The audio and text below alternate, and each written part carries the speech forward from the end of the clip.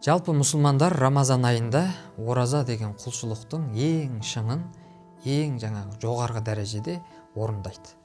Қалай дейсіз ғой? Мысалы, оразадан тартып намаз, зекет, қажылық сияқты барлық құлшылықтар негізі тек ол құлшылық жасалған кезде ғана жасалатын құлшылықтар емес. Мысалы, бір адам мұсылмандықты қабылдаған кезде, яғни балиғат жасқа толып, мұсылмандықты қабылдаған сәттен бастап ораза ұстайды. Шошқаның етін жей алмайды, харам нәрсе жей алмайды, мысалы, арам өлген малдың етін жей алмаған сияқты. Бұл да бір оразаның бір кішігірім бір түрі. Ал Рамазан айында халал нәрсенің өзін жей алмаумен белгілі бір уақытта, жаңа сәресінен бастап кешкі ифтарға дейін халал нәрсенің өзін жей алмай, оразаның ең шыңын орындайды. Пайғамбарымыз мысалы намазға қатысты да, егер бір мұсылманның жүрегі намаз оққан жерде қалса, немесе мешітте қалса, ол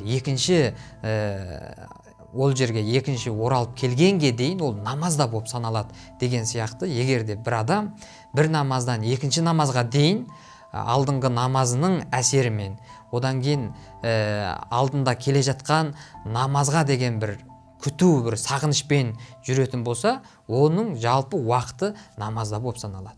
Зекетте де тура солай. Мысалы, Құран кәрімде «Вәлләзинәхум физ закати фаилун», олар зекет беру үшін жұмыс жасайтындар дейді Алла тағала.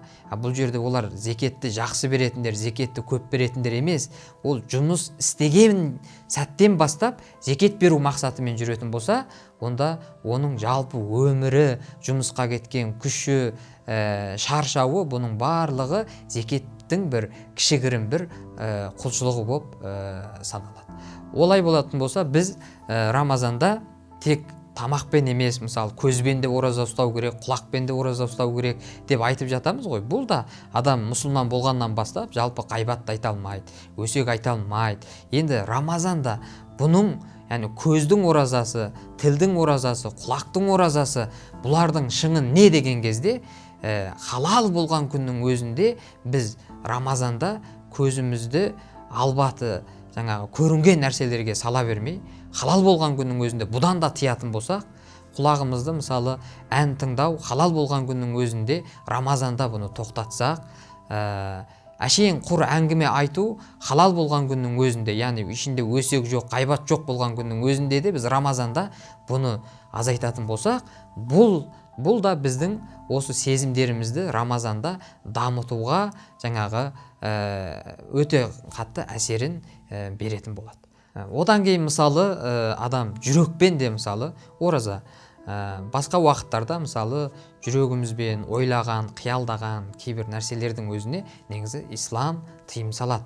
Мысалы адамға жараспайтын, адамдық қасиетке жараспайтын кейбір нәрселердің өзін қиялдауға тыйым салады. Енді Рамазан айында біз байқамай осы жүрегімізге махаббатта болсын, жақсы көру сезімімізде болсын, кейбір дүниелік, дәулет сияқты, одан кейін мақам мансып сияқты кейбір нәрселер Аллаға деген, пайғамбарға деген, дінге деген құштарлықтың орнына отырып алған болса, біз Рамазанда онда бұны да тазартуға тырысу керекпіз. Оның әрине жолы, мысалы, «Я бақи әнтәл бақи», бұны қайтадан қайталап айтатын болсақ, ол кезде жүрегіміздің қалай тазарғанын, яғни ораза ұстаған кезде тамақта біздің денеміз, асқазанымыз тазаланып жатқан сияқты, осы сөзді, осы зікірді көп айта беретін болсақ, оның сыртында да ля иляха иллалла салауаттарды айта беретін болсақ, жүрегіміздің осындай адамдық қасиеттерден